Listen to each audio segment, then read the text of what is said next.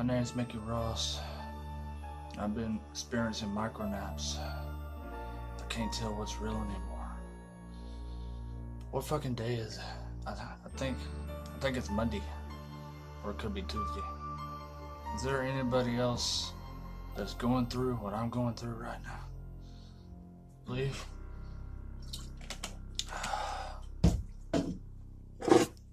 Coffee. Make friends with that. Freddy Krueger from A Nightmare on Elm Street.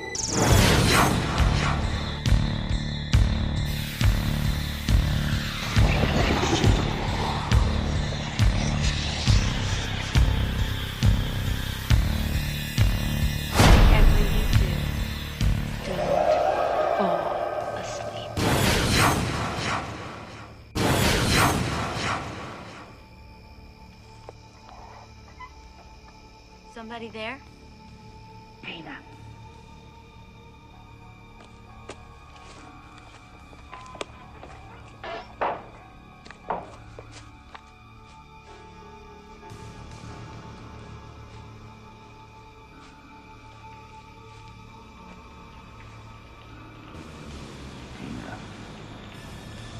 Who the hell is that?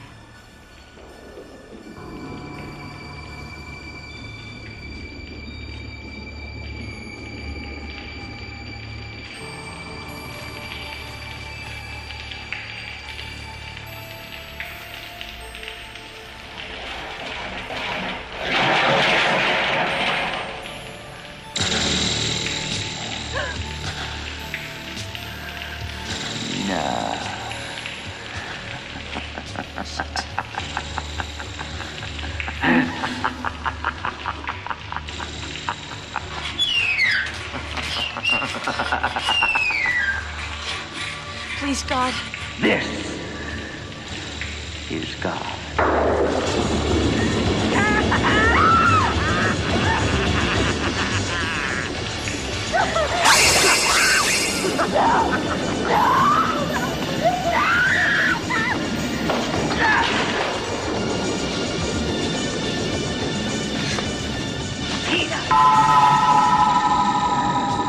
Watch this.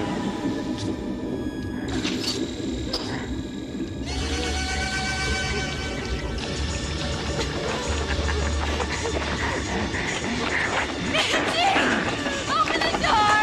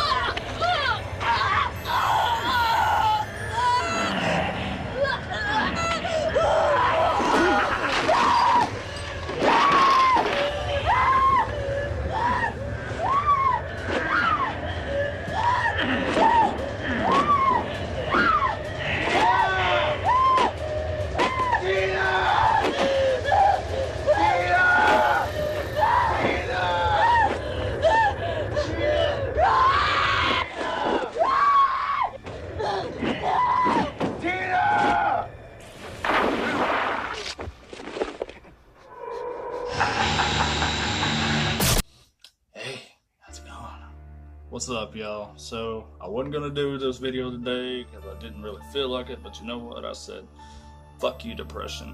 I'm gonna do it. I'm gonna fucking do it. I'm gonna talk about Nightmare on Elm Street, released in 1984 and directed by the late great Wes Craven. God rest his soul. Alrighty. So since my friend Esley has already took it upon himself to get to number 4 already, or 3, yeah, he did 3. I don't think he did 4 yet, but he's been covering the shit, is what I'm saying. He's been talking about Elm Street for a while now, so, and I can't wait to destroy part 2. I fucking hate that movie, and I'm gonna bash the shit out of it, so get ready for that. Main thing I want to talk about with Elm Street is I want to get my negatives out of the way, so I can go on about how much I love this fucking movie. after I talk about what I hate about it, which is not a big thing, but it is a little negative that what I will mention is that I fucking hate the mom in this. Nancy's mom, Marge, she's a drunk bitch. I cannot stand her in this fucking movie. She is annoying as hell. She stays drunk the entire fucking movie, and a lot of people will say, oh, well, you know, she's coping with the grief of murdering someone. Well, yeah, I can understand that, and I can understand how hard dealing with something like burning someone to death years ago would have to be on somebody. What toll it would take on you to have to harbor that harsh memory and stuff. And of course, I'm talking about her and her husband torching and killing Freddy Krueger years ago when he was a child predator, child molester, and murderer before he became the iconic Freddy Krueger of the Nightmare world. He was an actual guy. But that's no reason for her to stay drunk as fuck all the damn time and take it out on her daughter and be a complete bitch and physically abuse her daughter by slapping her in the face, and then all the bitch does is lay around on her ass drinking vodka like a complete idiot. And then you got Tina's mom. She's another drunk ass bitch that I couldn't stand. When Tina wakes up from having a nightmare, she tells her, you know what I told you? You either gotta cut your fingernails or you gotta stop that kind of dreaming. One or the other. Bitch, when the fuck in the history of the world have you ever been able to control your fucking dreams? Explain that shit to me. How the fuck can you choose what the hell you want to dream? You can't. You Oh, this bitch. I just can't stand her. She's annoying as hell. Even though that bitch is only in the scene for a couple seconds, she's annoying as fuck. So her and Tina's and Nancy's mom, two stupid bitches. They shouldn't even been in the movie. I just don't even see what their point is. They bring nothing to the story.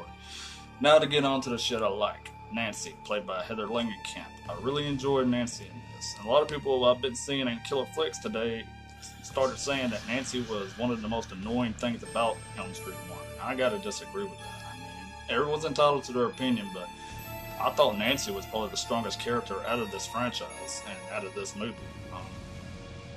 And I can't wait to get to Alice Johnson from Parts 4 and 5. But for this one, I did like Nancy. I thought she was pretty damn good. And you could tell it was probably her first early role, so she was a little cringy here and there. But overall, I thought Nancy did a damn good job. I thought that was a great character, played out very well by Heather. She did the best job that she fucking could. I really enjoyed it. You also had the introduction of Johnny motherfucking Depp. That's not his middle name, but it should be. Johnny Depp is one badass dude, and this was his first movie ever, and it's pretty damn good. You wouldn't think it was his first movie the way he plays it off. He's just so charismatic in his roles that he did a great job as Glenn. I really liked it. You know, I thought he did a pretty damn good job. His death, however, is my favorite death out of the entire movie. And before I go rambling on about some other characters that I liked in this and some other shit, I'm gonna go ahead and show y'all Glenn's death in A Nightmare on Elm Street.